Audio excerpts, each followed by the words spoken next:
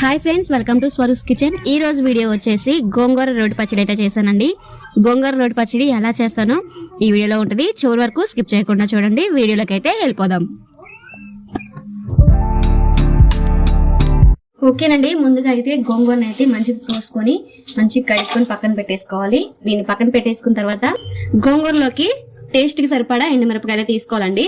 ఎండుమిరపకాయలు తీసుకొని ఇలా చిన్న చిన్న ముక్కలుగా అయితే కట్ చేసుకోవాలి. ఇట్లా కట్ చేసుకున్న తర్వాత వీటిని అయితే మంచిగా వేపుకోవాలండి. స్టవ్ ఆన్ చేసేసుకొని ఇంకా ఇది బండి అయితే పెట్టేసుకుంటున్నాను.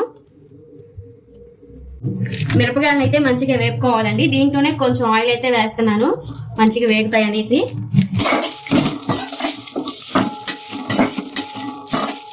ఆయిల్ వేసాం కదండి, ఎండుమిరపకాయలను అయితే మంచిగా వేపుకోవాలి. ఓకేనండి, ఎండుమిరపకాయలు అయితే మంచిగా వేగిపోతున్నాయి కదా, దీంట్లోకి ఒక గుప్పెడు కరివేపాకు కూడా వేసుకున్నాము.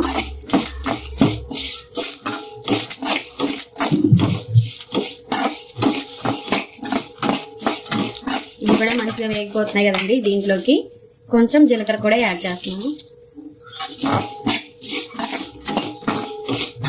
ఇవంతా మంచిగా ఫ్రై అవ్వాలండి. ఓకేనండి, చూసారు కదా, ఎండుమిరపకాయలు అయితే మంచిగా వేగిపోయాయి. వీటిని అయితే పక్కకి తీసేసుకుందాము. ఓకేనండి, ఎండుమిరపకాయలు అయితే పక్కకి తీసేసుకున్నాం కదా, దీంట్లోకి మరి కొంచెం ఆయిల్ అయితే వేసుకోవాలి. ఇప్పుడు మనం శుభ్రంగా కడిగి పెట్టుకున్న గోంగూరను కూడా ఫ్రై చేసేసుకోవాలి.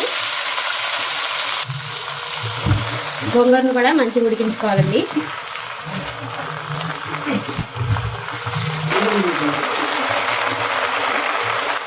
ఓకేనండి, గోంగూర మొత్తం వేసేసుకున్నాం కదా, మూత పెట్టేసుకొని అయితే ఉడికించుకుందాము. ఓకేనండి, గోంగూర అయితే వేసేసుకున్నాం కదా, ఒకసారి వేసేసి చూద్దాము. ఒకసారి అయితే కలిపేసుకుందామండి, అడుగు మాడుకున్నాం కదా. మొత్తం ఫ్రై అవ్వాలంటే మొత్తము ఇలా స్ప్రెడ్ చేసుకుంటూ తిప్పుకుంటూ ఉంటే మనకి ఫ్రై అవుతుంది.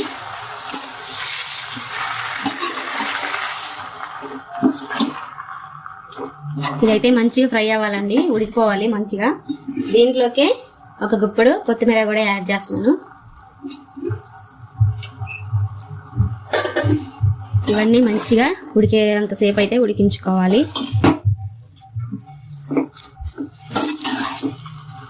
ఈ వాటర్ ఉన్నాయి కదండి, ఈ వాటర్ అంతా ఇనిగిపోవాలి. వాటర్ అంతా ఇనిగిపోతేనే మనకి గోంగూర చట్నీ అయితే చాలా బాగుంటుంది.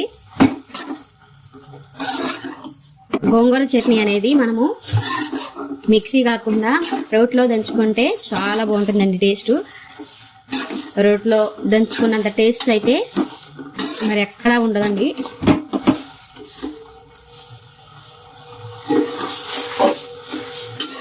రోట్లో దంచుకుంటే ఆ టేస్ట్ అయితే చాలా బాగుంటుందండి. మీకు చెప్పండి, ఇప్పుడైతే గ్రైండర్లు అనేసి మిక్సీలు అనేసి వచ్చాయి.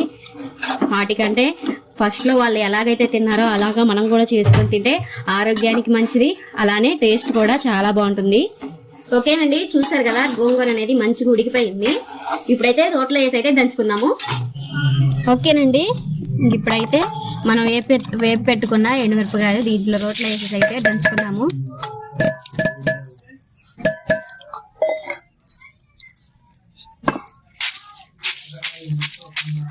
దంచుకునేటప్పుడే ఒక స్పూను ఉప్పు అయితే వేస్తానండి.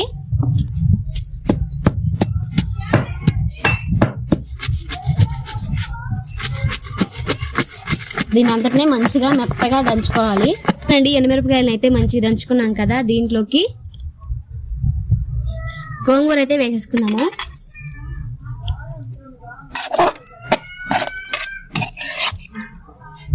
గోంగూరను కూడా మెత్తగా దంచుకున్నాము. ఈ ఎండుమిరపకాయలు గోంగూర మొత్తం మిక్స్ అయ్యే విధంగా మంచి దంచుకున్నాం కదా, ఈ గోంగూరను అంతా పక్కకు తీసేసుకుందాము.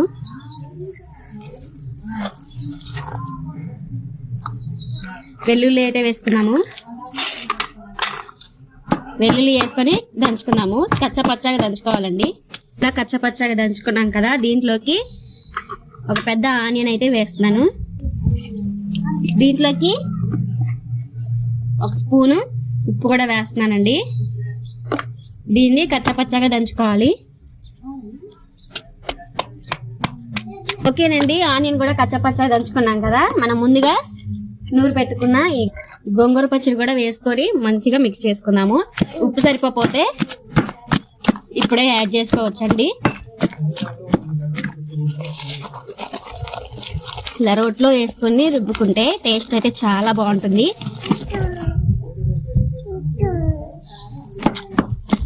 ఓకేనండి, చూసారు కదా సింపుల్ గా గోంగూర రోటి పచ్చడి ఎలా చేశానో. మీకు నచ్చితే లైక్ చేయండి, షేర్ చేయండి, అలానే సబ్స్క్రైబ్ చేసుకోండి. Bye bye.